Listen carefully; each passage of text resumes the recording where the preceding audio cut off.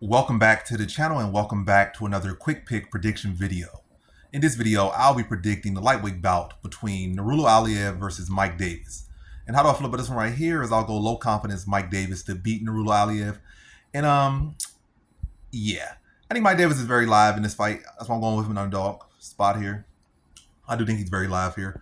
Nurullo Aliev really did not look the best against Shinrock. I guess his striking looked better than usual, but then again, Shinrock's striking can be very ugly at times. So that was a good sound. As far as the grappling, did not look pretty good at all. I mean, it got the job done for the most part. For the most part.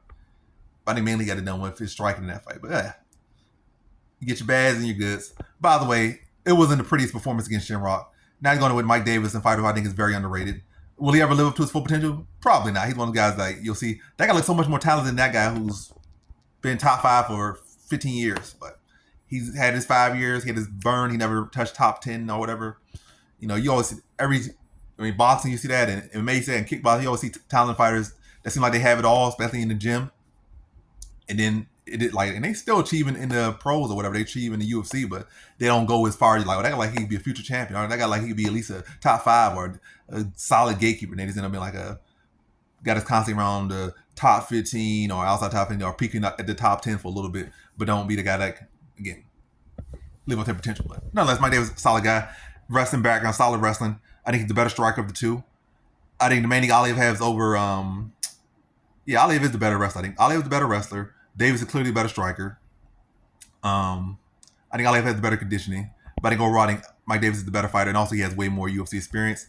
But yeah, hopefully Davis comes with his conditioning on point here, and I think he can address the grappling of Aliev. I think he can score takedowns on Aliev as well, and I think he can do a good job of neutralizing the wrestling of Aliev and making this more of a striking battle where I think he'll thrive at.